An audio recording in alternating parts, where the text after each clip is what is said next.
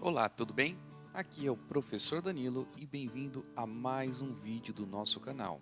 Se você gosta de conteúdos relacionados à química, à física, à astronomia e educação, é só clicar aqui em inscrever, ativar o sininho e sempre que tiver um conteúdo novo você receberá uma notificação. Hoje nós falaremos sobre dinâmica, continuando na sequência do vídeo anterior, portanto, eu sugiro que você assista o nosso último vídeo que vai aparecer aqui no card sobre primeira lei de Newton, inércia. Então vamos para a aula? Vamos começar falando sobre Galileu. Galileu definiu o conceito de movimento na cinemática. Interessante destacar que na cinemática nada se dizia sobre os movimentos relacionados à ação de uma força. Galileu conhecia um caso particular de movimento relacionado à força, que era a queda livre. Desprezando a resistência do ar, todos os corpos caem com a mesma aceleração. Os movimentos retilíneos eram os únicos que se mantinham na ausência de força. Como os planetas muito observados na época não descrevem linhas retas, portanto, existia uma força responsável pelo movimento elíptico. Newton demonstrou que esta força está orientada para o Sol. Ele postulou que a força de atração era uma propriedade geral para todos os corpos do universo, e dessa forma foi possível explicar a queda dos corpos por meio da atração exercida pela Terra. E é claro, essas leis não poderiam deixar de se estender a quem? Aos seres humanos. A mudança do movimento ela é proporcional à força motora imprimida e é produzida na direção da linha reta na qual aquela força é imprimida. Esse é um trecho extraído do livro de Newton, Princípio de Matemática. Veja só. Há uma relação entre força e a mudança no movimento do estado de um corpo. Quanto maior a força, mais brusca será esta mudança. A gente percebe que, se a força é dobrada, a aceleração também será dobrada. Se a força for triplicada, a aceleração também o será. Vamos notar aqui que nós temos uma mesa e alguns blocos sobre ela. Se os blocos estiverem parados, eles devem permanecer parados, a não ser que haja uma força equilibrada que os tire do repouso. Nessa situação, os blocos em questão eles recebem a força gravitacional, vertical para baixo, orientada para o centro da Terra, conhecido como força-peso. A força que a mesa faz para apoiar os blocos, vertical para cima, conhecida como força normal. Perceba que essas forças, no caso, elas se equilibram. Então nós temos um sistema em repouso. Agora, se houver uma força não equilibrada, nós vamos tirar esse sistema do repouso. A partir deste momento nós teremos um movimento. Note que nós temos um carro e uma moto, Eles estão aqui como se estivessem apostando uma corrida. Mas vamos analisar o seguinte. Se a mesma força agir sobre o corpo, quais corpos? O carro e a moto, a gente vai perceber que as acelerações elas serão inversamente proporcionais à sua massa. O que isso quer dizer? Isso significa que a moto ela vai ter uma aceleração maior do que a do carro. Por que isso acontece? Porque o corpo que tem maior massa, no nosso caso aqui o carro, ele vai resistir mais à mudança do seu estado de equilíbrio. Portanto, para a mesma força, corpos que têm menor massa têm maior aceleração e corpos que têm maior massa têm menor aceleração. A resultante de forças aplicadas em um corpo ela é diretamente proporcional à aceleração adquirida por ele. Vejamos um exemplo. Se uma força for aplicada no corpo, ele terá uma aceleração. Ok? Agora, suponha que nós dobramos essa força, a aceleração também será dobrada. Se nós triplicarmos uma força, a aceleração também será triplicada. Mas perceba que, ao fazer a razão entre força e aceleração, nós teremos um fator constante. Então, o que é esse fator constante? Ele é chamado de massa. Okay? Então, força resultante sobre aceleração é igual à nossa constante, que é a massa do corpo. A gente pode escrever essa equação de uma outra maneira, que é muito conhecida como a segunda lei de Newton, que força é igual a massa vezes a aceleração. Não podemos esquecer que em física as unidades de medida são muito importantes. Tá? Força a gente representa em newtons. Massa a gente representa em quilogramas e a aceleração a gente representa em metros por segundo ao quadrado. Mas o que significa aceleração em metros por segundo ao quadrado? Vamos tentar compreender o que isso quer dizer? Essa lei, ela demonstra uma relação de proporcionalidade entre a aceleração, a velocidade e a força que age em um corpo. Faremos um experimento imaginário e a gente vai imaginar um carroceiro nesta carroça.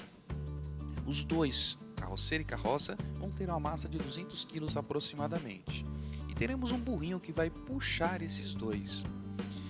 O burrinho ele vai aplicar uma força horizontal de 800 newtons para a direita. Força é igual massa vezes a aceleração.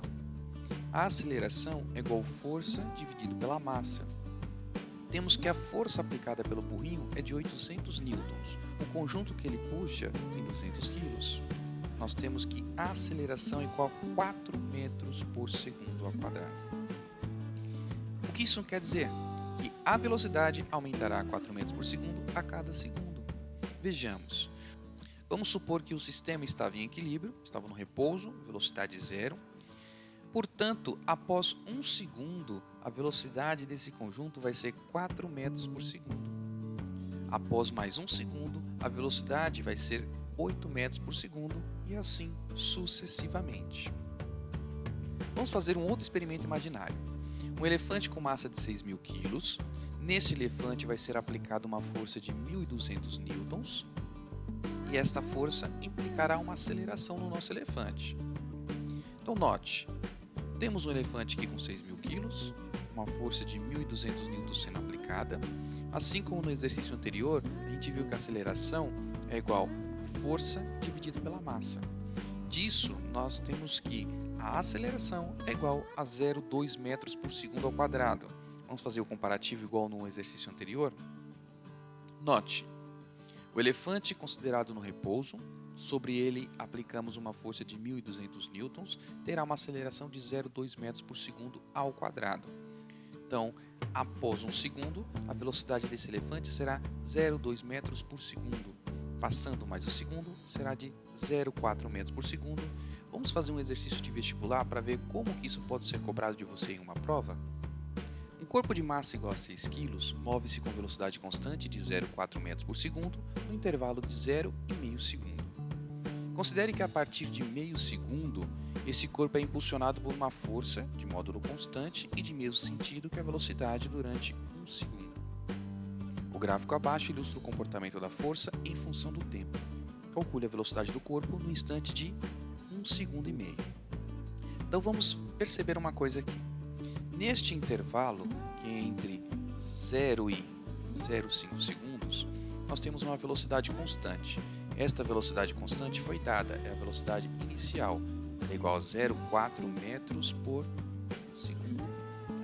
O que acontece? Ele tem uma força constante. Esta força constante, ela vai equivaler a 12 newtons, tudo bem? O nosso objetivo é saber qual é a velocidade que ele chega em 1,5 segundos, sabendo que quando ele chega em meio segundo, a velocidade é 0,4. Então vamos analisar. Temos que o movimento ele é uniforme entre 0 e 0,5 segundos, portanto a velocidade é constante. A gente sabe que entre meio segundo e 1 segundo e meio, a força é constante e a aceleração também. Então veja, a velocidade inicial é 0,4 metros por segundo, a massa 6 kg, a força que atua nesse corpo 12 newtons entre meio e 1,5 segundo. Como que a gente vai fazer para calcular a velocidade final, que é o nosso objetivo? Força igual massa vezes aceleração. Precisamos lembrar que a aceleração é igual a variação da velocidade sobre a variação do tempo. Então vamos colocar alguns valores. Força igual a 12, massa igual a 6, velocidade final nós não temos, a inicial é 0,4. O intervalo de tempo no qual ocorreu a ação desta força foi entre 1,5 e meio, portanto, 1,5 menos 0,5. O 6 ele passa dividindo o 12, temos ali que o fator é velocidade final menos 0,4 dividido por 1. Muito bem, 12 dividido por 6 é 2, é igual a velocidade final menos 0,4. Então essa velocidade final vai ser somada, vai ser 2 mais 0,4, e que nós vamos encontrar 2,4 metros por segundo. Entre 0 e 0,5 segundos, a velocidade era 0,4. A partir do momento que agiu uma força neste corpo, ele obteve aceleração. Então, o que vai acontecer? Essa velocidade vai aumentando. E quando chegar em 1,5 segundo, teremos 2,4 metros por segundo. Bom, turma, esse foi o vídeo que nós encerramos sobre segunda lei de Newton. Lembrando que no canal a gente tem um vídeo falando sobre a primeira lei de Newton. Então, quero lembrar agora que, se você ainda não é inscrito, se inscreva no canal, ative o sininho para receber as notificações. Agradeço muito e espero que esse vídeo tenha nos ajudado, tá bom?